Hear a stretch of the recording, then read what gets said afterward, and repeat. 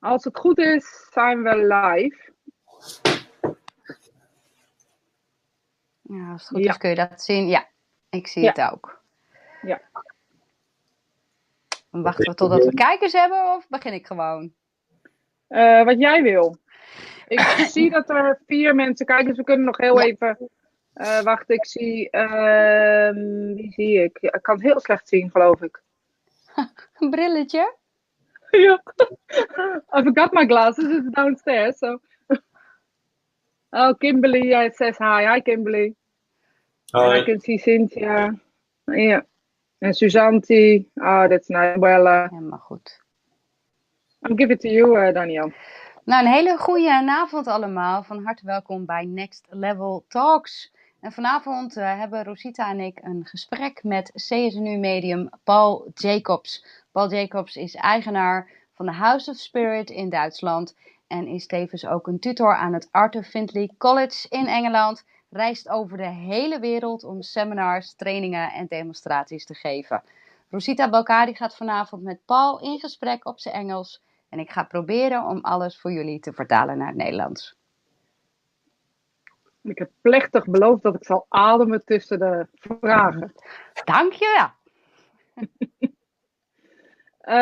Well, hello Paul. Goedenavond. I think everybody knows you, but would you like to introduce yourself to people who maybe not know you? Nou, we gaan ervan uit dat iedereen je kent, maar zou je jezelf willen introduceren? I've been involved in trying to understand and develop mediumship and what it's all about, and working with mediumship for since 1983 when I first got interested. I traveled to many parts of the world, teaching the people the understanding of the correct development and training to become mediums, also demonstrating, which I absolutely love to do. These days I'm that busy teaching, I don't have the time to do sittings very often one-to-one. But teaching has taken over really most of my work, but I still like to demonstrate. I find it exciting, and it's like being on cloud 9 when it goes well and you give people those contacts. That really means something. Oké, kort gezegd, sinds 1983 ben ik betrokken bij het spiritualisme, geef ik les en seminars over de hele wereld. En ik zit op cloud 9 als ik dat doe. Het is veel informatie om te vertalen, maar kort gezegd heeft het eigenlijk te maken met wat ik ook al geïntroduceerd heb. Paul, you said you don't do a lot of one-to-one session. Is that a choice, or is that something that happened because you teach so much? It's because the demand for the teaching side is so much, and I don't really have the time. It's not that I don't, but if I'm at home, I have very little time to catch up. So I will still do some sittings, but only if somebody's in really, really need. You have to be honest. There's a lot of people who have sittings just for the sake of sittings, to be honest. If they're really Rosita vroeg aan Paul, je doet niet zoveel privé-zittingen meer. Heb je daar een reden voor? Nou, het is niet dat ik daar een speciale reden voor heb, maar ik heb er gewoon geen tijd voor met alle andere dingen die ik doe. Maar wel als mensen echt in nood zijn en als het echt nodig is, dan geef ik nog steeds 1-op-1 readingen. Well, it's good to see Jose saying hello to you. You can see it, yeah. Hi, Jose. Hallo, Jose. Maybe it's. I can understand why you said a lot of people are just taking sittings for the fun, and I no, maybe that's not really nice to say, but you're a little impatient. So when people come and just for the sake of it, just for the sitting, just for to be with Paul, how can I say? Hoe kan ik het zeggen, Daniel? Wat wil je zeggen? Ja, dat hij. I'm going to ask her. If I can translate. I'm asking to translate now. So the people who are just, because you don't never know if somebody is in need, So you ask, do you ask the spirit world? How do you categorize the need? Well, to be honest, if they tell me they've got, a lot of problems, they need a psychic sitting because they're going through a bad time, then fine. Or if they're really searching for that evidence and, that grief's there and that loss is there. But what I realise is that I get a lot of people who say want assessments. And they're not really in need of an assessment. They just want to say Paul Jacobs. I've had an assessment with Paul Jacobs. Exactly. And I'll be honest with you, sometimes I think people want assessments about their mediumship far too early in their development sometimes. And a lot of them only want to be told that they're going to be the best thing since sliced bread. And I said, I say to them, even if I thought you was going to be, I wouldn't tell you anyway, And you've got to realise, people can have a good mediumistic potential, but it's another thing whether they fulfil that potential. Mm. So, but they want to be told that it's going to happen and be written in stone, and everybody wants to be told that yes, they can pack in their day job and become a full-time medium and open their own centre. And it's not as easy as that, or as straightforward as that.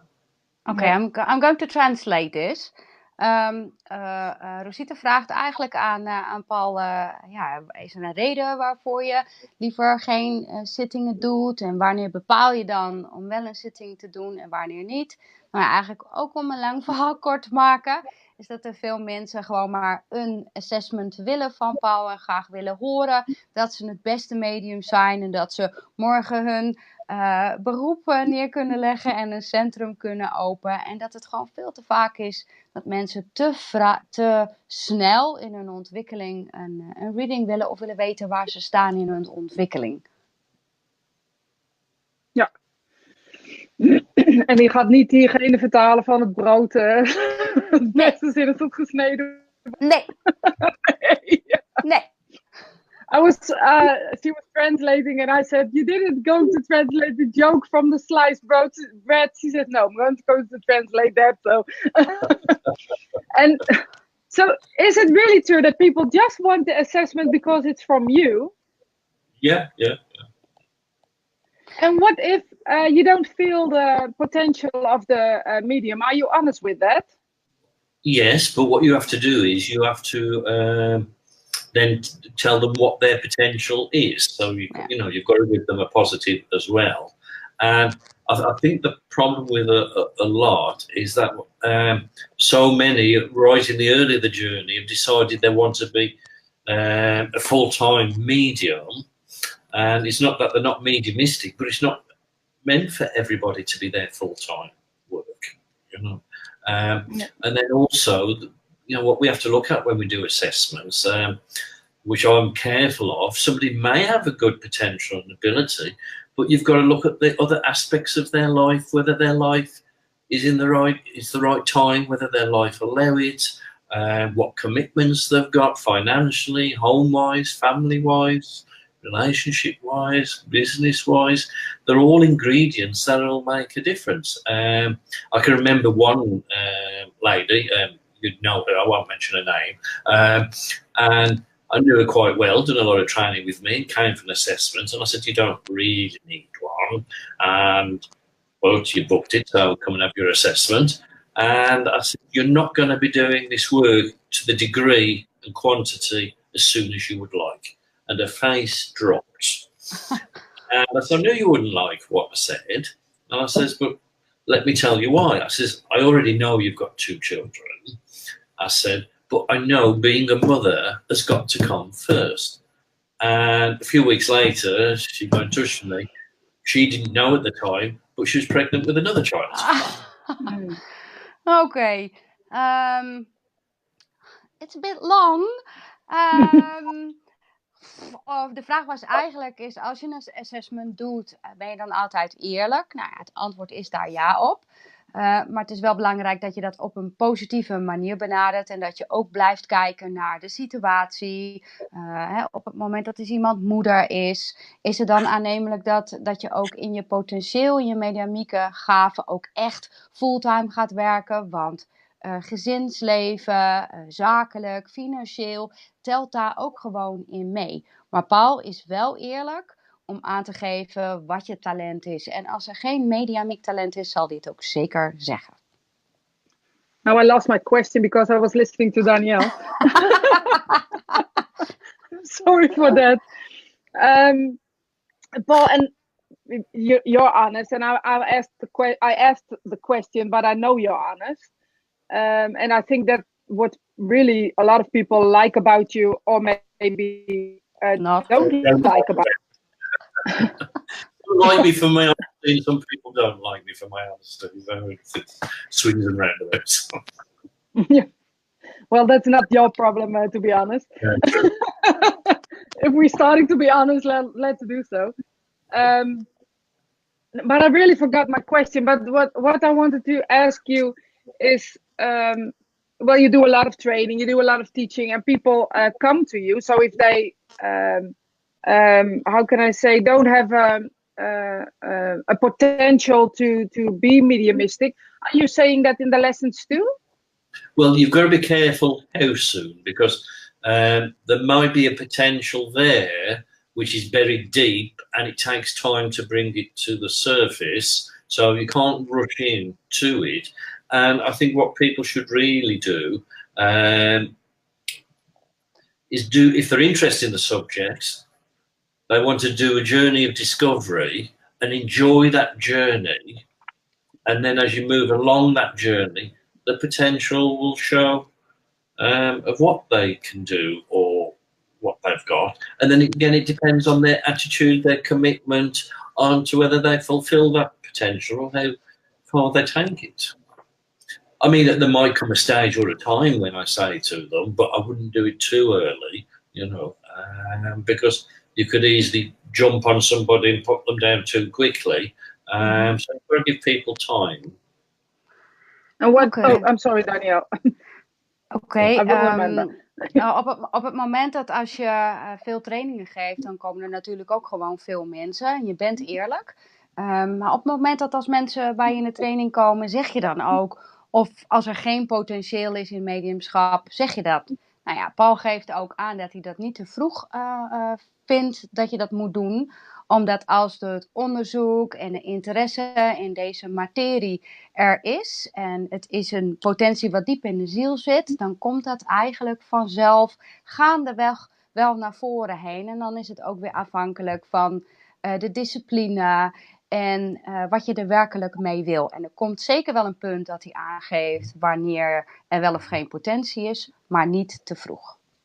And also, for some people though, they may never become anything or do anything with it, but the journey of the discovery and the self-awareness and the sensitivity, and there's a healing from it. So it does good as an individual in their own right anyway. So it's not important that everybody becomes a medium. And it doesn't mean it's been erased. Ja, het is niet belangrijk dat iedereen een medium wordt, maar dat het juist de self-awareness, het ware zelf, de zoektocht naar wie je bent, dat eigenlijk gewoon nog net zo belangrijk is. En dat het helemaal niet de bedoeling is dat iedereen een medium of zo gaat worden. Maar het ware zelf vinden en de werkelijke jij is gewoon heel erg belangrijk.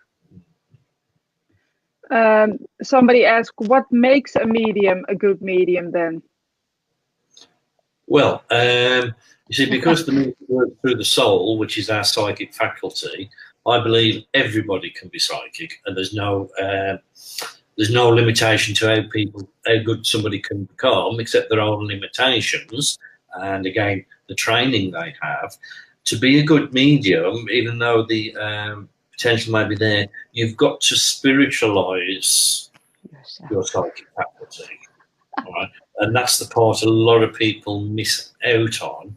And that's why then you'll find a lot of their work will stay on the psychic level.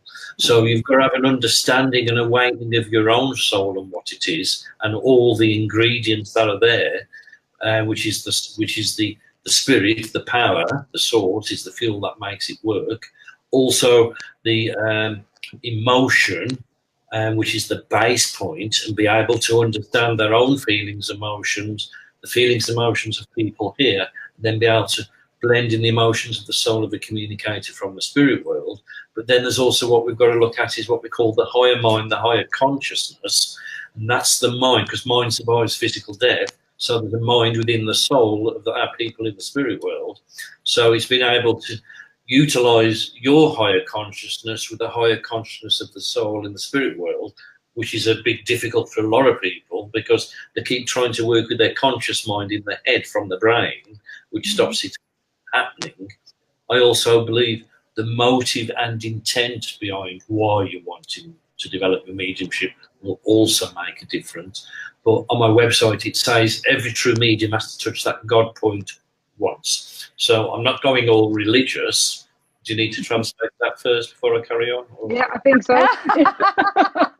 I'm sorry, I keep forgetting. Thank you. Paul geeft ook aan dat in principe iedereen een psychic is. En psychic is het werken met de ziel. En het mediumschap voornamelijk gaat om jezelf te spiritualiseren. Dat je jezelf begrijpt, emoties van mensen om je heen begrijpt. En dat als je dat onder de knie hebt waarvan... En dat vind ik ook, en ik weet dat Rosita, jij dat ook vindt, dat we allemaal een psychic zijn. En ook al is dat tot een bepaald niveau, maar in principe is iedereen gevoelig en kunnen we dat stukje allemaal. Maar het is belangrijk dat je jezelf kent en dat je begrijpt hoe de mind werkt en de subconscious mind en de connectie met de spirituele wereld en zo on en zo on en zo on. A lot of people understand. So without going all religious, there's that God particle within, and we've got to touch that God point and have a relationship with what that God particle is. We know God's not a person, but there's this like, if you want, you can call it universal creative consciousness, and you've got to allow that to come alive and be part of who you are and within your mediumship, because that's the source that it all works from. En de ontwikkeling van je mediumschap is het wel belangrijk. En dat is ook iets wat op de website van Paul staat. Dat iedereen een keer tot dat punt moet komen. Van dat goddelijke gevoel. En dat kan je noemen zoals je wil. Ik weet niet precies hoe ik dat moet vertalen. Hoe Paul dat zei. Maar ik noem het eigenlijk de goddelijke vonk. En de verbinding met de goddelijke wereld. En het is niet de bedoeling om nu alleen maar religieus te worden. Maar ieder medium of iedere psychic zal dat punt echt een keer moeten bereiken om die bezieling in het leven te doorvoelen. Zodat jij het begrijpt hoe het bij jou werkt en met de andere wereld. So, you did it.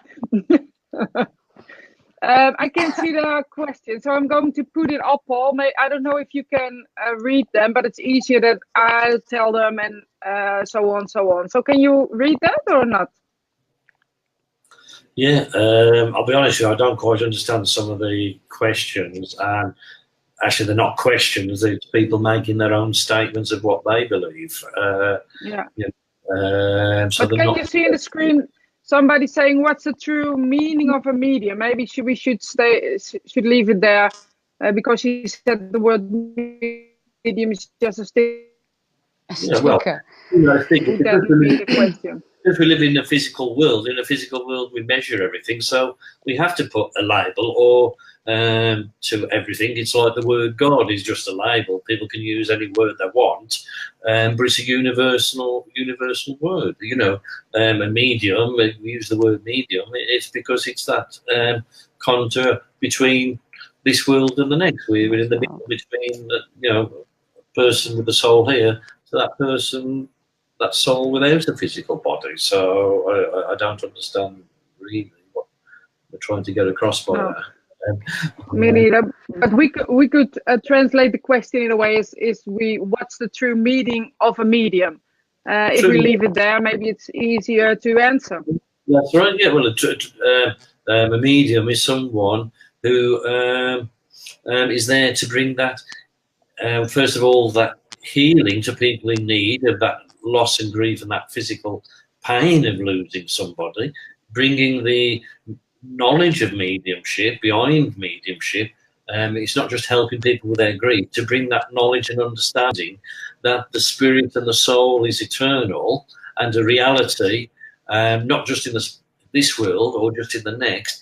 It's eternal. So the spirit never dies and the soul doesn't cease to exist. And if people can understand that knowledge, then maybe they would be able to not have so many problems, because this life experience in eternity is so small. And also that pain of the grief, knowing that their loved ones have gone nowhere and that they're still alive and well, but also make them realise, I'm going on too much, I'm sorry, make them realise that, you know, they're awakening to find the reality of their own soul and their own spirit, and in the way that needs to be expressed in this earthly life, not just when we physically die. If everybody could truly express their own spirit and the reality of it and their own soul in their own individual way, everybody in this world will be a lot happier than what they are. Fully agree. Was that a bit long? I'm sorry, Danielle. I'm going to help her. I need to rewind it back. What the question was about. Dat ging toch over wat het echt medium is? Eigenlijk, I'll do it sentence at a time, okay?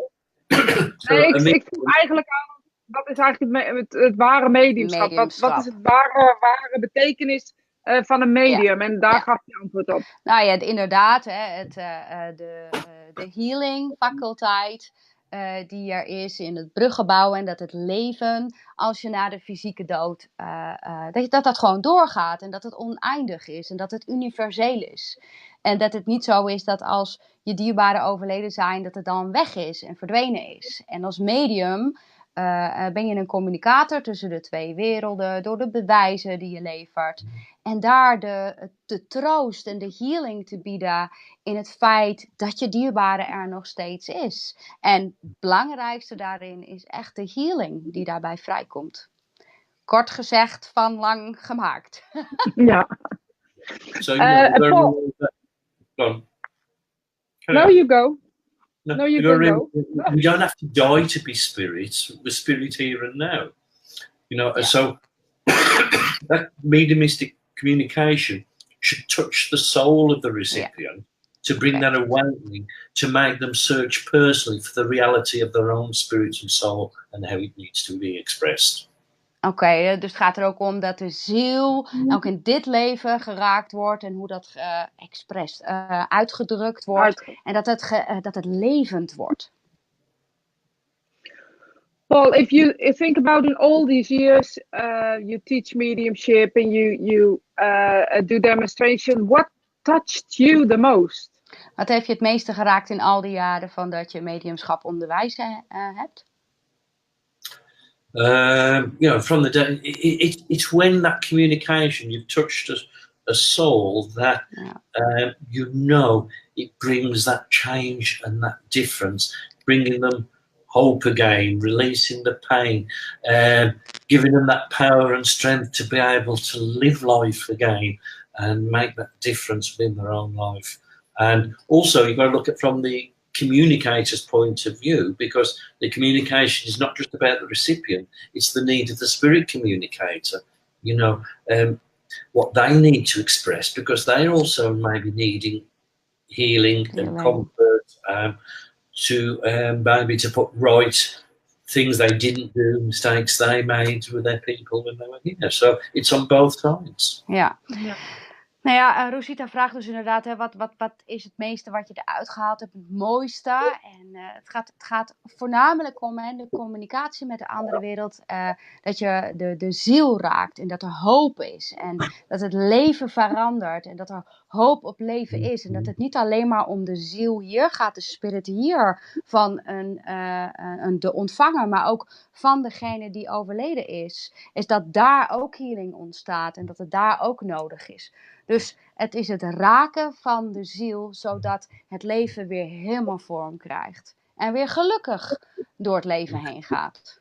So what we've got to be careful of today is that, if the emphasis in a demonstration is too mechanical and controlling by the medium, and also the emphasis is more on the entertainment aspect, then we're not going to do the job we're supposed to be doing. Oké, als mediumschap tijdens een demonstratie alleen maar gaat over de mechanica en de structuur en dat het een soort van showtje wordt, dan gaat het niet meer om dat raken van de ziel en dan zijn we niet op de juiste manier eigenlijk in mediumschap bezig en dan heeft het niet het doel wat het eigenlijk dient. Dus het is geen show of een soort van optreden. I mean, training, delivery, presentation's important. The structure in a delivery that's needed, but people are being trained in a too closed way, where we're taking the naturalness away, where they're being taught and trained like a set pattern, a shopping list of what they've got to give. Well, how limiting and how boring, and it's not going to do the job. I have no strict pattern of what I'm going to receive, how I'm going to receive it, and it's difficult for anybody to judge what a good contact is. Translate that. Ja. En dus dat belangrijk is dat op het moment dat als het heel gestructureerd is en alleen maar volgens volgorde, wat op zich een structuur wel nodig is, regels en wat bepalend is, wat wel goed is en wat niet goed is, dan heeft het niet die beleving en dan doet het niet wat het zou moeten doen. En wie zijn wij dan om dat alleen maar te veroordelen of dat wel goed is of niet goed is. Omdat het namelijk gaat om de individualiteit. Hoe de communicator met een medium communiceert. Dat kan je niet sturen, want dat is heel individueel. Yeah, let me just give you like a little example. I was demonstrating in Switzerland. Going to translate that? In Zwitserland geef ik je een voorbeeld van hoe het in Zwitserland was. And there was a young girl sitting on the front row, about 17 years of age. And I knew she was going to get a contact, but I knew it wouldn't be till the end of the demonstration. Oké, ik was in Zwitserland en er was een demonstratie op de eerste rij. Dat was een meisje van een jaar of 17, 18. En ik wist dat ze een contact van iemand uit Spirit zou krijgen. Maar ik wist ook dat het pas aan het einde van de demonstratie zou zijn. And she had the last contact. And all I said to her was, your father is here. He walked out of the front door and never returned. And it's not your fault. Oké, aan het einde van de demonstratie was het contact voor haar. En ik had haar vader. En het enige wat ik zei, ik heb je vader hier. En hij liep uit de deur. En hij is nooit meer teruggekomen. En het was niet jouw fout. Dat is het enige wat ik had. And she burst into tears. The whole room was in tears. The power and the emotion. That's all she needed to hear. En ze barstte in huilen uit. En de emotie in de zaal was anders. En iedereen was emotioneel. En dat was het enige wat ze nodig had om te horen. But if I did a mechanical shopping list of what you've got to give and not give, then that couldn't have happened. En als ik dat alleen maar volgens een lijstje had gedaan, dan was dit waarschijnlijk niet op deze manier gebeurd. Want dan was de healing niet vrijgekomen en de emotie en de troost en het verwerken en het verder kunnen gaan. And what we've got to realize, the communication from the spirit world and the recipient, we don't know what they need as the medium. Yeah. In the spirit world knows. Yeah. And we've got to realize there's different types of evidence. We can't judge what's good evidence for that person. Some need emotional evidence, some need more practical evidence. So I try to give a combination of both. But I don't decide which comes first and which comes second. And then hopefully with the emotional and the practical, then there will be the element that will touch the soul and the need in that communication. Oké. Het is niet zo dat bewijslasten alleen maar volgens een structuurtje gaan. Of dat we dat volgens een lijstje kunnen doen.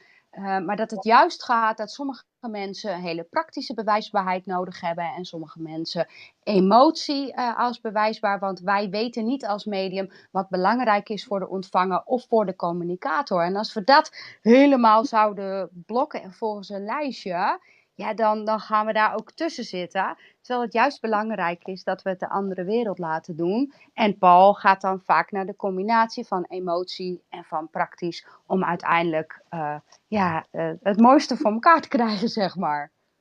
I mean, sometimes we could say a piece of information that to us doesn't seem a lot, or a lot to those who are listening, but it may mean the world to that person, that individual receiving it. So it's not for us to judge what is good and not good evidence. Ja, soms krijgen we informatie waarvan we zelf denken, het is echt heel gek, of voor de hele zaal is het heel gek, terwijl het juist voor de ontvanger ongelooflijk belangrijk is. Dus het is niet aan ons om het te beoordelen of het goed is of dat het niet goed is. I think today one of the big battles I have as a teacher of mediums is so many people who, and I'm speaking about experienced students, and they're just being taught or allowed just to throw out a great big descriptive complicated story to the whole audience, and then people putting their hands up saying, well, I can take some of it, oh, I can take it as well.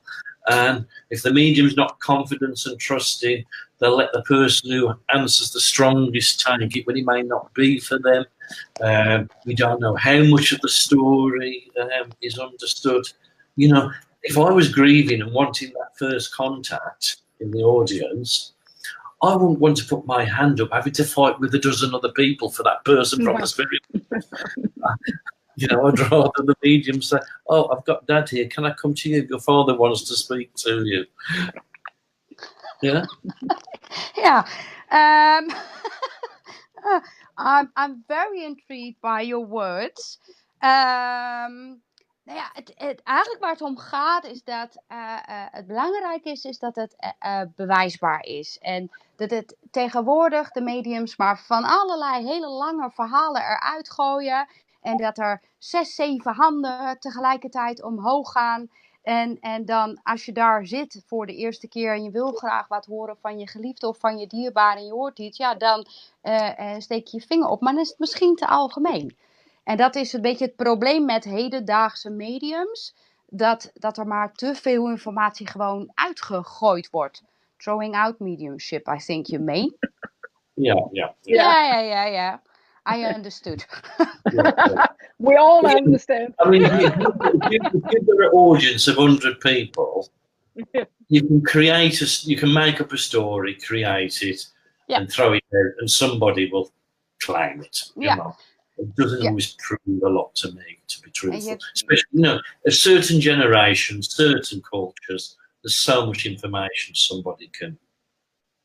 Ja, dus je kan voor een zaal van 100 mensen staan en hele verhalen ervan maken. Dan is er altijd wel iemand die dat kan plaatsen. En in sommige culturen zijn er verhalen die allemaal op elkaar lijken. Dus dan heb je altijd wel een contact uiteindelijk gevonden. En ja, dat is natuurlijk niet waar het om gaat.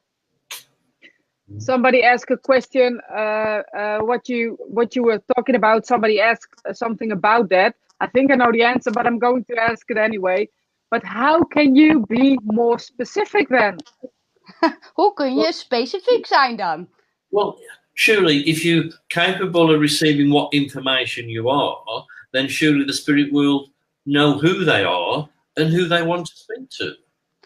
Dus op het moment dat als je kan communiceren met de spirituele wereld, dan krijg je die informatie en dan weten zij wel voor wie ze komen. Dus dan kan je het ook specifiek maken.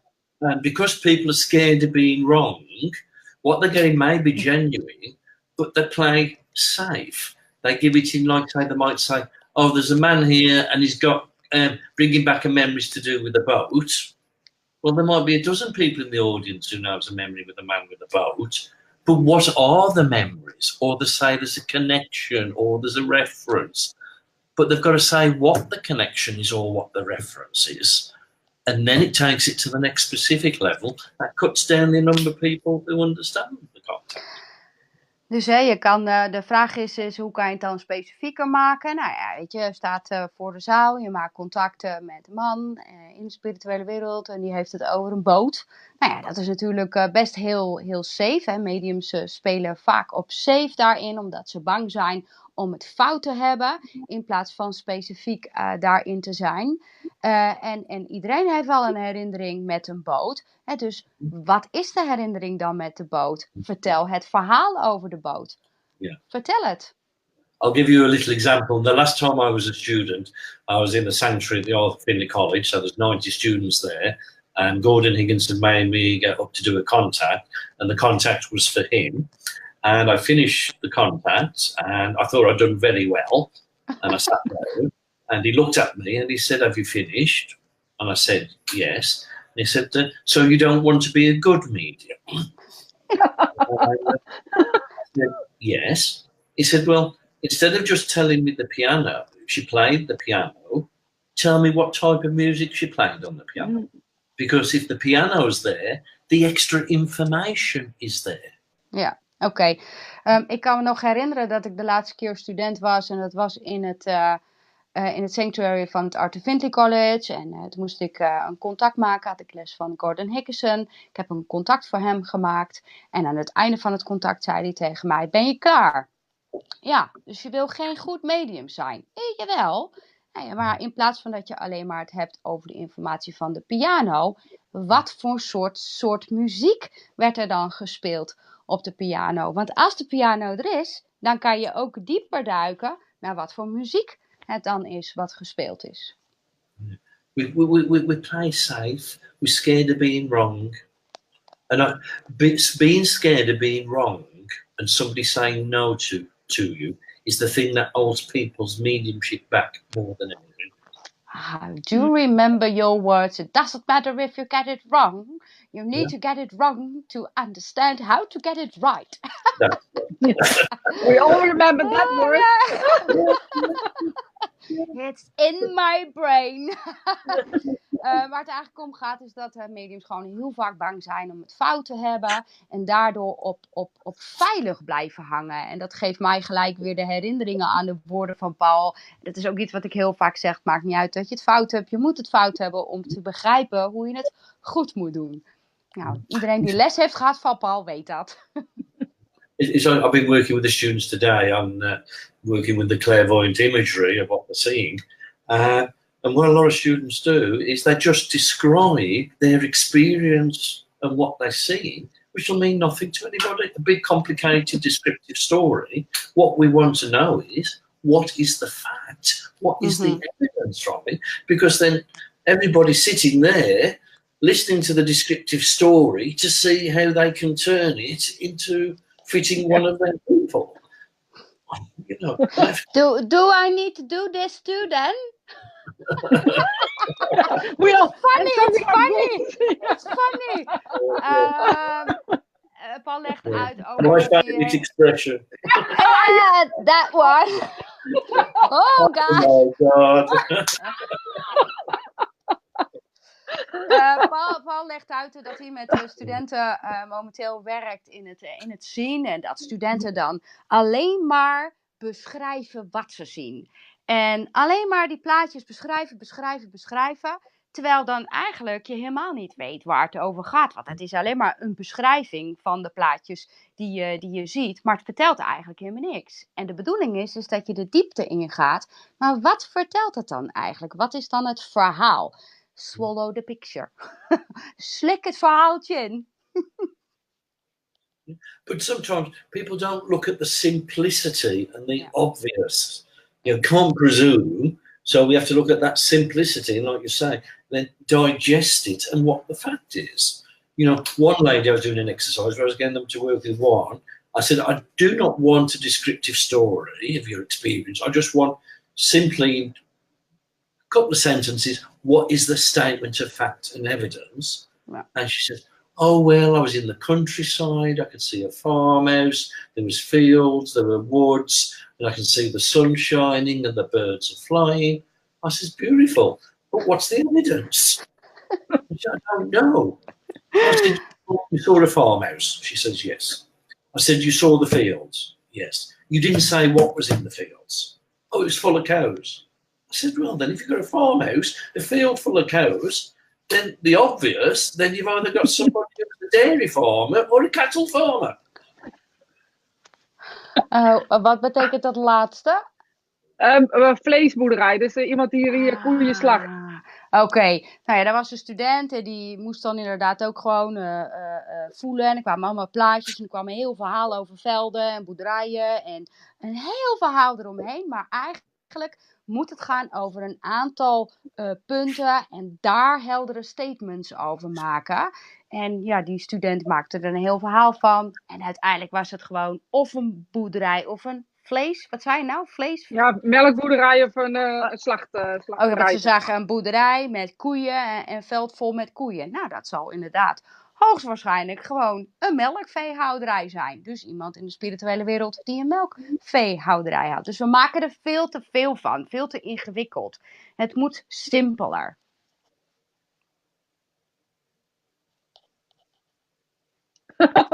That's it. Simple. Let's keep it simple. Yeah, honestly, often the students complicated. I say my way is simpler and easier. I don't mind. It has to be simple for me. And if we just work a bit more simpler, but people go into all this complication. Mensen maken het eigenlijk veel te moeilijk en veel te lastig. En het moet eigenlijk gewoon simpeler. So mediumship needs to be simple. Yeah. And Paul, so if everybody does that, so if everybody's making a very difficult and not simple, and how is that so? Maybe they don't, again, because I'm a fairly strict discipline teacher, and I think sometimes a lot of teachers aren't giving the students enough discipline. It's all sweet and light, and that's wonderful. You know, you look at anybody who has success and achieves high in whatever profession. You know, a musician, a dancer, a singer. If you listen to those who've achieved the top, and they tell you their stories, they will all have had a mentor that gave them discipline and strictness. Nou, inderdaad. Het is eigenlijk, waarom is het mediumschap zo niet simpel? Maken mensen het eigenlijk moeilijk? Ja, het is eigenlijk gewoon een tekortkoming aan discipline. En dat als je gaat kijken naar zangers of naar kunstenaars of naar topsporters. En als je hun verhaal hoort, hoe hebben ze die top dan bereikt? Door discipline. En daar is waar gewoon werk aan de winkel in is, met name in Nederland. And that's why I won't be the right teacher for a lot of students, you know, because, you know, I mean, if we look at it today, mediumship's very popular. There's thousands of so-called mediums out there. And, you know, and I say to my students, I'm not interested in you being one of the general thousands. If you're truly a medium, then you're capable of being something more. But I've got to have this honesty, this strictness, this discipline, this pushing. Otherwise, you won't reach that potential and level that you should. You know. So you know, if you're so if you're a student who just wants to be love and light and just everybody be nice and accept everything, whatever you say, then I'm not the right sort of teacher. You know. You know. Oké. Nou, Paul is niet voor iedereen de juiste leerkracht. Mediumschap is momenteel erg populair. Ik denk niet alleen in Nederland, maar eigenlijk overal in West-Europa. En ik ben gewoon niet voor iedereen de juiste leerkracht, want ik verwacht discipline van je. En als je echt een medium bent, dan moet het ook echt gewoon vol met discipline zijn. En als je tevreden bent met alleen maar liefde en licht en mooie verhalen, dan ben ik gewoon niet de juiste leerkracht voor jou. Ja. John always said, "Helly felly." If you look at all, you know, many of the, over the last, 15 years, 20 years, all the good, well-known mediums who I've trained are top of the tree, only because of this. They all went through, and I actually probably gave them a harder time than a lot of other students, but it pushed them to reach their full potential. You know? Ja. Ja, dat als je gaat kijken naar de top of the tree, we dat zo zouden zeggen, naar de topmediums, zijn ze allemaal door een hele moeilijke periode heen gegaan. Met name in die discipline. Meer dan eigenlijk gewoon mensen die gewoon maar een beetje liefde en licht en halleluja noem ik dat eigenlijk altijd. Het is discipline. I can remember with Gordon once at Stansted again in front of 90 students. I got out, I did this contact. I knew I hadn't done very well with it. He waited till I got to my seat at the back row, and then he said, Paul, and I turned around, I said, yes. He said, do you think you're going backwards rather than forwards? I didn't go all weepy and woe is me, and I want to change group, but I want a different teacher. Nou, ik heb niet alles kunnen volgen, maar ik weet wel. Zal ik hem even vertalen? Ja, hij viel even weg, maar het is heel grappig. Je had 90 medestudenten in de sanctuary. Hij zat achteraan en hij liep weg. En terwijl hij naar achteren liep, zegt Gordon tegen hem, nou je lijkt wel achteruit te gaan in plaats van vooruit te gaan. Hij zegt, en als ik een beetje de mentaliteit had van de meeste studenten op dit moment, dan was ik gaan huilen. En dan had ik gezegd, hij vindt me niet aardig. En kijk eens wat hij allemaal over me zegt. Ik wil naar een andere groep heen. Dat heb ik dan wel gehoord. Toen dacht ik, dat heb ik honestly, in the college, if you're straight and honest with the student and they don't like it, they go all weepy and then go and see the organizer and they want to change things, you know. Ja, true. Het is als je op de college bent en je hebt een leerkracht die je niet helemaal bevalt. Wat doen studenten dan? Dan gaan ze naar de organisatie en ik wil naar een andere groep. Terwijl ik denk, en ik denk dat jij dat ook denkt, Rosita, dat je bij de leerkracht uitkomt die je op dit moment nodig hebt en die jou iets bij te brengen heeft en je volle potentieel eruit kan halen. Ik heb genoten hoor van Paul. Echt.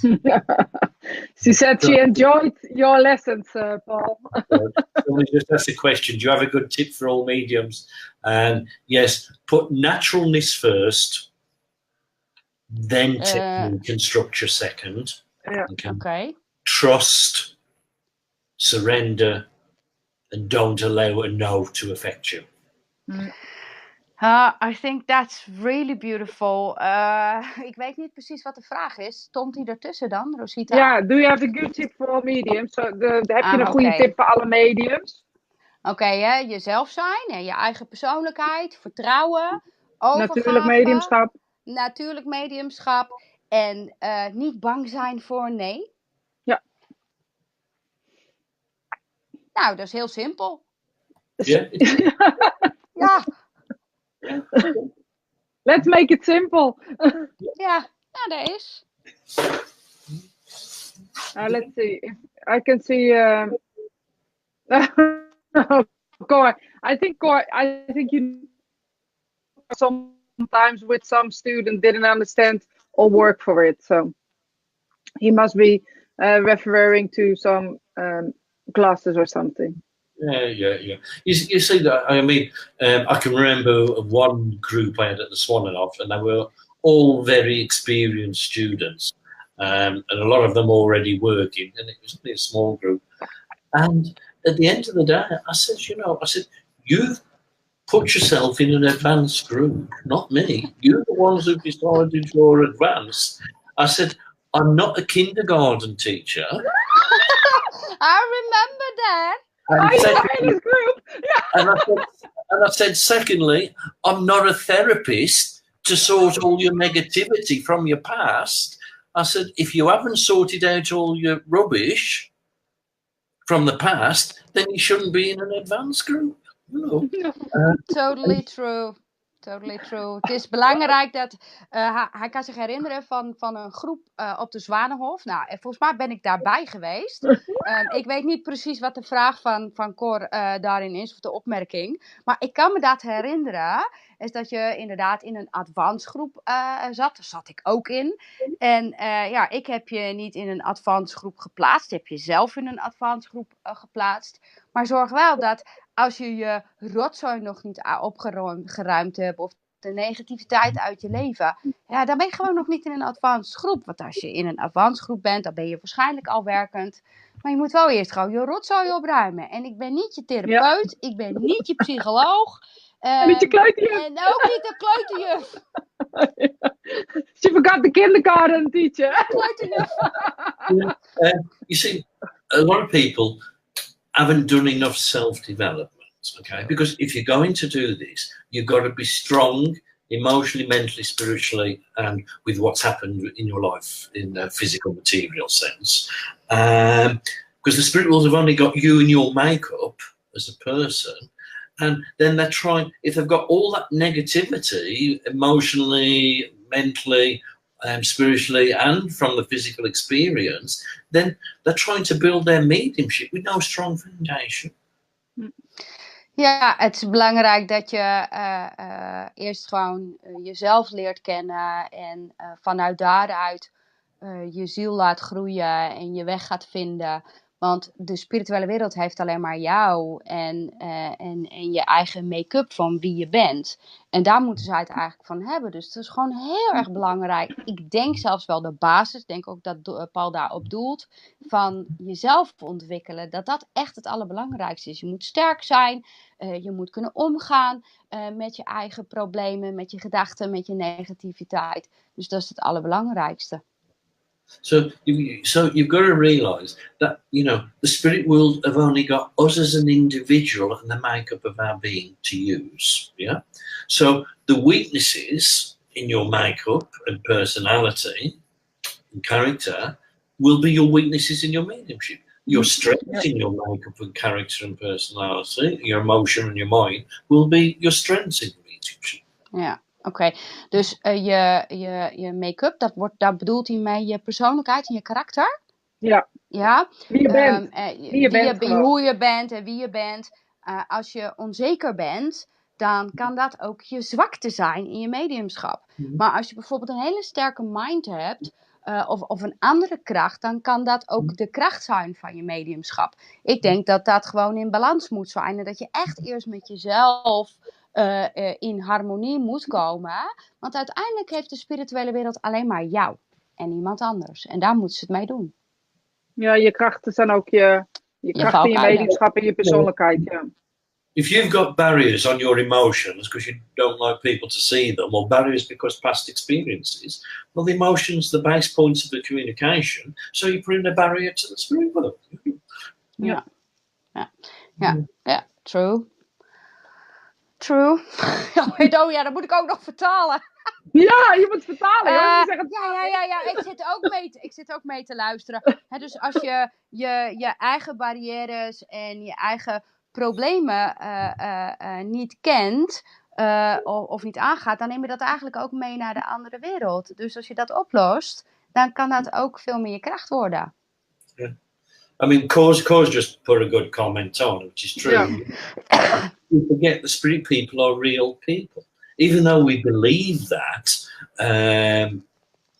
we don't treat them as such. We treat them as imagination. Yeah. We treat them as just information. The real people. Ja. We vergeten vaak dat als medium, dat als we connecten met iemand in de spirituele wereld, dat het echte mensen zijn. En dat we ze vaak impliceren als fantasie of als alleen maar informatie. Terwijl we te maken hebben met echte mensen. En dat moeten we niet vergeten. I don't know what I should do if I was a spirit person and somebody treated me like, information. Information. Yeah. Well, if I'm in the spirit world, and I want to come back and communicate, I'm going to be really choosy which medium I'm going to pick to communicate through. Ja, precies. Paul zegt ook van, weet je, als ik in de spirituele wereld ben, dan ga ik echt op zoek naar een medium die echt mij als mens vorm kan geven. En niet, maar gewoon alleen als informatie. Ik geloof dat ik dat ook zou doen.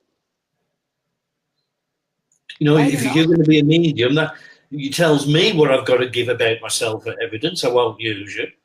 If you only treat me as information, I won't use you. If you just treat me as imaginary figure, I won't use you. Als je me zou zien vanuit de spirituele wereld alleen maar als een imaginary fantasie dingetje, zou ik je niet gebruiken. Als je me alleen maar als informatie zou zien, zou ik ook niet met je werken en gebruiken. Dus zie me dan ook als heel, als echt, als levend, als mens. You know, and the same also, if I want to come back and I want to speak to a recipient where it needs that healing and that emotional expression, I wouldn't want a medium who's making a big comedy act out of my contact and communication. Als ik dan inderdaad met iemand werk en ik ben in de spirituele wereld, dan wil ik wel met iemand werken dat er echt healing vrijkomt. En dat er emotie bij is. En niet als een of andere act of zo. Of als een soort van cartoon. Benoem het maar zo. Dat zou ik niet willen. I think nobody wants that. But everybody does so that's funny, isn't it? Yeah, there can be humorous contacts that happen naturally. That can be the personality and the want to bring. Maybe the recipient needs a little laughter and a fun in the communication. Yeah. But that doesn't mean you present the whole demonstration like that and every contact like that. You know. No, I think when humor comes, it comes from the spirit world. It's not should not be an act. No. That's right, het is niet zo dat er geen humor mag zijn, hè, want soms is dat ook het karaktereigenschap van iemand die vanuit de spirituele wereld naar voren komt, of omdat dat voor de ontvanger nodig is, maar het moet niet een hele demonstratie lang zijn. En als er humor is, dan komt die humor ook vanuit iemand vanuit de spirituele wereld. En het is gewoon geen act of zo. Nee, dat. Dus. Voor mij staan jullie nu even stil, dus ik weet niet of jullie mij wel horen. Ik hoor je wel. Ah, goed zo. Do you hear me, Paul? Because you both are free. You said you were speaking in Dutch then, weren't you? Yeah, I asked if she could hear me because you both were gone and I was frozen. I was sitting all by myself. ik hoor nu even niks meer, dus daarom doe jij mij even overnemen als jij mij wel hoort. I said to her, I cannot hear you or see you. So Danielle is going to praten. Yep. Ja, ik hoor jou wel hoor en ik zie jou ook wel. Oké. We zijn gewoon aan het wachten op de volgende vraag. Yes, I can hear you. Ik weet even niks meer. Oh, good. Ik weet even niks meer. Ik ben er eventjes uit. I'm going to look if there are any questions from the people. Well, they agree that the best tip you could say is to be you. Somebody as many people who work as medium or clairvoyant do not realize that their own emotions influence their consultation and perceptions. Oh, well, she just agreed. Well, some do, but they shouldn't. No.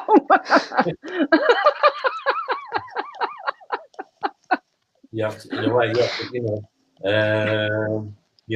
it's the emotion of the communicator has got to override your. But your emotions has got to be able to understand the emotions they're trying to get across. We've also got to make sure we've also got to be careful we're not mirror imaging. Yeah, acknowledge the emotions, but don't become the emotions. Yeah. That's good. Moet even vertalen? Oh, ja. Nou ja, volgens mij zag ik een vraag op zijn Engels over dat sommige mediums helemaal niet in de gaten hebben dat hun eigen emoties beïnvloeden naar het contact. Als ik dat goed en snel gezien heb. En ik wil hem omhoog doen, natuurlijk. Ja. Ja, het is ook op zijn Engels geschreven, dus nou ja, het antwoord daar eigenlijk op is dat Paul zegt, ja, dat is ook zo. Nou, dat was het antwoord. Ja, dat zou je niet moeten doen. Nee, dat zou je niet moeten doen, maar ja, het gebeurt wel. Het gebeurt wel. Paul, if you a few questions before you talked about the discipline. Can you tell us a little bit about what is discipline? Wat is discipline? In mediumship, of course.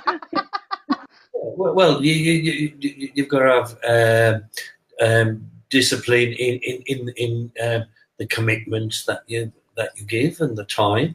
I mean, in the old days, if we were 5 minutes late for the class, we weren't allowed in. That's a good one. That's a really good one. That's a very good one. in 1 year you missed more than 3 times, you were out. You've got to give that commitment, okay? Yeah. And, you've got to have discipline and focus in the way you're working and delivering, even though you've got to have that naturalness. People, have got they're just all over the place, even in exercises with students. I'll explain an exercise. I will do an example of the exercise. You've got to be disciplined to train the different facets that you use in that communication. And then I pair them off for the exercise. I go around and listen or have the feedback, and they haven't kept to the discipline of the exercise. They've just done their thing. And I said, what's the point of coming to learn and grow? So you've got to learn how to work and how each facet works. So I break it down into segments for them to understand the teaching and how it works. Yeah. And then I put them into a real natural situation to use it. But you've got to have that training, and students sometimes, they'll say, have you got any different exercises you can do? And I say, I don't sit at home and think up new games for you to play. You've got to keep doing the same facet, same time and time and time again. Sometimes you'll say to some experienced students, right, we're going to do psychometry, and you see the faces drop. And I say, what's the matter? Oh, we've done that before. I said, yeah, but how well can you do it? Yeah. How far can you take it? Can you do it without seeing it, touching it, knowing who it belongs to, not getting any yeses and nos? How specific can you unfold that story? Ja, dus wat is eigenlijk discipline? Want dat was eigenlijk de vraag. Wat is nou discipline in mediumschap? En daar zegt hij iets waarvan ik ook denk, dit is wel een hele goeie. In de oude tijd was het zo dat je, als je gewoon 5 minuten te laat kwam, dat je er niet meer in kwam. En dat als je 3 keer niet bent geweest of te laat bent geweest, dan lig je gewoon uit de training. Want wat is dan überhaupt het doel van dat je met je ontwikkeling überhaupt bezig bent? En de tijd die je investeert in het ontwikkelen, de discipline in alle facetten, blijven herhalen. Dat er studenten van Paul zijn die heel vaak vragen, die al vaker getraind zijn en al werkzaam zijn. Heb je nog een nieuwe oefening voor me? Maar hoezo een nieuwe oefening? Want je moet al die facetten keer op keer op keer op keer zonder een ja of zonder een nee te ontvangen. En ik heb zelfs een keer tegen geoefende studenten gezegd, kom, we gaan psychometreren. En dat het gezicht van de studenten helemaal was, psychometreren. Maar dat hebben we al zo vaak gedaan. Ja, maar kan je dat zonder aanraken? Kan je in één keer weten van wie het is? Dus je moet al die facetten keer op keer op keer op keer blijven trainen, totdat het eigen wordt. Dus niet alleen maar oefenen. Je moet echt tijd gaan investeren hierin. Je moet hier echt voor kiezen met hart en ziel vanuit de spirit within.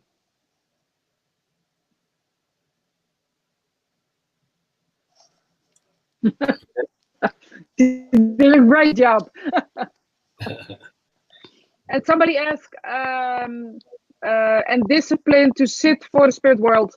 How many times would you sit a week? She said, Cynthia says, I'll sit 3 times a week, 45 minutes. How long do you sit? Or what would you do? Or what would you suggest? That's maybe a better... As much and as often as possible. In my development, I would sit an hour every day on my own, and then I would sit 1 hour a week in a group every week. And I never used to miss. When people say today, oh, we're too busy, we haven't got the time. I said, well, if you can only manage 30 minutes, then 30 minutes. Oh, yeah, but we still can't fit it in. I said, well, get up half an hour earlier in the morning and get up, or go to bed half an hour later in the evening. Exactly. Ja. Dus Cynthia vraagt eigenlijk van discipline in het zitten voor de spirituele wereld. Ik zit 3 keer per week, 45 minuten. En wat is jouw advies? Nou, zo vaak mogelijk. En in mijn ontwikkeling zit ik elke dag 1 uur en 1 keer in de week in een groep. Maar tegenwoordig zegt mensen, ja, ik heb geen tijd en ik moet nog dit doen en ik moet nog dat doen. Dus die discipline is er dan niet. Nou ja, dan sta je toch gewoon een half uur eerder op. Of ga je een half uur later naar bed. Als dit echt iets is wat je wil, dan maak je die tijd daarvoor. I mean, the first circle I sat in, which was for developing the power and going into my own soul and understanding my own soul, I had to travel a long distance. Everybody else lived on the doorstep. And in that 12 months, the only person who didn't miss once was me. Was you. Yeah. Today, all people, there's only me who works as a medium. Ja, dus in de eerste dagen dat ik zat ik in een circle. Mijn eerste circle was alleen maar voor de power en voor de ontwikkeling van mijn eigen ziel. En daarvoor moest ik heel ver rijden. En echt heel ver rijden. En al die andere mensen die in de cirkel zaten, woonden allemaal om de hoek. En ik was de enige die nooit een cirkel miste. En ik ben ook de enige die werkt als medium. Somebody suggested that you come and teach in Daniela School or a center. So that's not a question. It's it's somebody they want. That's something they want. And somebody saying discipline. We already have spoken about it. Respect. They can travel to me. Yeah, that's easy. Too. And that's discipline. That's discipline. Nou, je kunt natuurlijk ook gewoon naar Duitsland heen gaan, naar de House of Spirit. Moet je een beetje reizen, maar het is wel discipline. I mean, this course I'm running this week, I've got people from Spain, Hungary, Holland, Switzerland, England, Australia. Nou ja, de week die ik nu geef in Duitsland zitten de mensen uit allerlei landen die ik gehoord heb opgenoemd. Nederland, Engeland, Hongarije, Spanje en nog een aantal meer. Maar die komen ook gewoon allemaal. Dus als dat iets is wat je wil en je hebt het gevoel dat Paul, omdat je hem nu ziet en hoort spreken, jou iets bij kan brengen, dan maakt afstand helemaal niks uit. Dan ga je gewoon. I also think one of the problems regular students who take courses have, you can learn something from every teacher. Not every teacher is going to be the right teacher for every student. But what happens is they go running to too many courses with too many different teachers who conflict, and then the student ends up in a confused mess. Ja, wat er tegenwoordig veel is dat studenten heel veel verschillende weken heen gaan naar allerlei verschillende leerkrachten die conflicten met elkaar kunnen bieden. Want de een zegt dit en de ander zegt dat en die zegt zus en die zegt zo. En dat je eigenlijk dan alleen maar jezelf verder kwijtraakt en alleen maar verder in de war kan raken van maar hoe werkt het dan bij jou? En niet iedere leerkracht is geschikt voor iedere student. Yeah. Somebody asked where you are in Germany. He's in Hanover, Monique. And it's really nice. I really enjoyed it there when I was there. So go. go. I mean, I am in Holland a couple of times next year. Yeah, but it's really, when you're out a few days and go also to Hanover. holiday. Yeah, a bit, but it's it's more like it's more sinking in or something. Next year, I've got a course here just for Dutch people from Holland, for advanced demonstration, just for Holland people. In Baarlo? No, here in Hanover. Oh, oké. Dus volgend jaar is er in Nederland, in Hannover, een speciale week voor Nederlandse mensen en mediums in Hannover. Dus ik zou ook sowieso even de website van Paul, ik weet niet of je dat in beeld kan zetten. House of Spirit, what's your House of Spirit. What is your website? My website's not very good and up to date, but it's www.paul-jacobs.com. Minus, you said? -jacobs.com. Oh, Paul_Jacobs.com. Yeah. No, underscore, not minus. No, minus. The minus. Oh, the min. Yeah, that's what I thought. Oh. Yeah. Okay. But always just send. Hij staat er. Kijk, www.paul-jacobs. Nou is hij weg. That's it. Yeah, that's wonderful. Yeah. I'm going to put it in the comments. I don't know exactly how to, but we will manage. Okay. Oh, it's really nice to be in Hanover. It's really nice environment. I really enjoyed it. Paul, Good you have a food. really, really good, good food, but a really Goed nice. eten. Yeah. But I'm in Barlow and Jose's residential week she runs in Holland. I'm there next year. I I think just. as well. Yeah. Volgend jaar ben ik in Barlo op de Academie en Dutch Week van José Goschalk. Dus er zijn echt wel genoeg mogelijkheden in 2019 om een week bij Paul te volgen. En ik kan je alleen maar dat echt aanraden. So the thing with the House of Speech in Hanover, because if they want me as their teacher, then they're guaranteed me, because it's only me. Nou, Yeah. A big seminar where there's a team of students, Yeah. I can't guarantee that you can be with me as your teacher. You know, that's another thing. Well, that's the reason that I, it was many years ago, went to your center in Germany, because then you have you. Maybe that's a bit stupid to say, but yeah. In 2 weeks, I've got a course at Stanford. I've got 80 students on the course. Well, you know, I can't take all 80 students, you know, so I can't guarantee everybody who wants to be with me that they can be with me. That's the problem when you've got a big group with lots of mediums, you know. Ja, dus Well, on als the je other naar- side, there must be. Sorry, jij moet nog vertalen. Ja, dus als je zeker wil weten dat je Paul als leerkracht wil, dan moet je naar de House of Spirit gaan. Want als je bijvoorbeeld naar een week gaat op het Arthur Findlay College, dan zijn er 80 studenten en dan is er een team aan leerkrachten die klaarstaan. Dan kan Paul je niet garanderen, want hij kan niet al die 80 studenten nemen. Dus als je les wil van Paul, ga naar Hannover en enjoy it. Yeah. Paul, we're almost 1 hour and 15 minutes. So, is there anything you would like to share with people who are watching and Listening. listening? I mean, the work and the life as a medium is not an easy one. You've got to be strong to do it. It's very rewarding. Those who are still in the early part of the journey, who are not working as mediums yet, try to put yourself not under a pressure of what you're going to become and what you're going to do with it too early. You know, if you could just go with that approach to want to know, want to understand, you want to experience and enjoy the journey of the development, then it will naturally unfold what you're going to be and what you're going to do with it. But like one course, and people have already made up their mind what they're going to be and what they're going to do with it. You know, it's far too early, and it's not for you to decide in that early part of the journey. And then they're putting themselves under the pressure. I see them here sometimes. They come to me and they're trying so hard to prove they are a medium and they can do it. It stops it happening. Yeah. Just enjoy the journey, what you're learning, and the experience of it. And then you will find if you're going to be and do something with it, it will build and unfold to you. But, you know, there is commitment, there is dedication, there is sacrifice you've got to make. I don't regret that because it's been worth it and it's rewarding.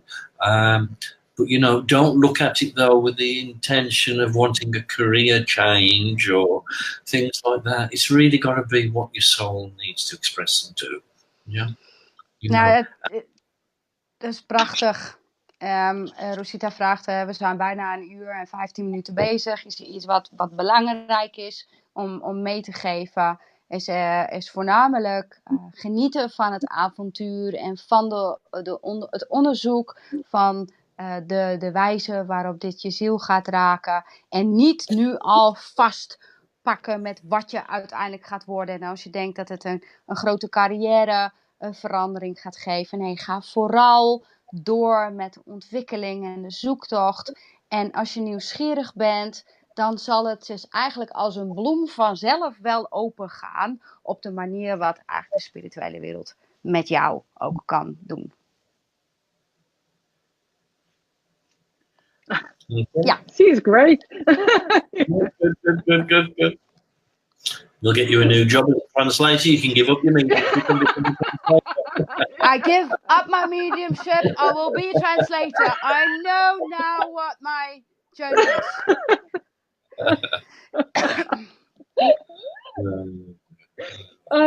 Well, Paul, thank you very, very much for your time and effort to talk about mediumship. And I always like it to listen to your passion, and the way you talk about mediumship always gives me the little bit more to push a little bit harder with my own mediumship. So thank you for that. Well, I speak for myself, but I know I speak for Danielle too. So she's going to translate that. Nou ja, in ieder geval hartelijk bedankt voor je wijze lessen, maar ook dat stukje naar onszelf heen van Rosita en mij, om juist dat stukje weer extra verder te gaan in onze eigen mediumschap. En geeft dan net dat stukje sparkle extra, waarvoor je ook alweer weet waarvoor je het doet. En wat de bedoeling daarachter is. En ook waarom er bepaalde uitdagingen zijn. En nou, bedankt daarvoor. So thank you to everybody who joined and the questions and comments. Appreciate it. Yeah. Bedankt voor alle vragen. Dat stel ik heel erg op prijs. And keep up the good work, girls. Oh, well. Thank you, Paul. We will. All right. Thank you very much. Okay. If you're not, I'll be there with my big stick and my whip otherwise. Okie dokie. All right. Thank you very much. Ik ga eindigen als jij de laatste woorden wil nemen, Danielle. Dat zou heel fijn zijn.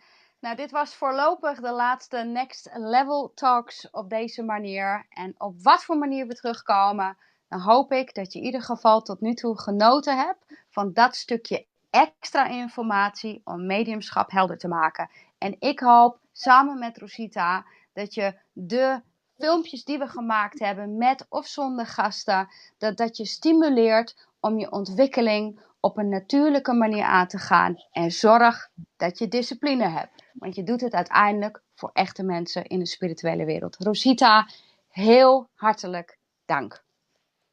Wederzijds. Okay. Thank you for the translation, Daniela. Okay, and thank you for the interview. Bye. Bye. Take care.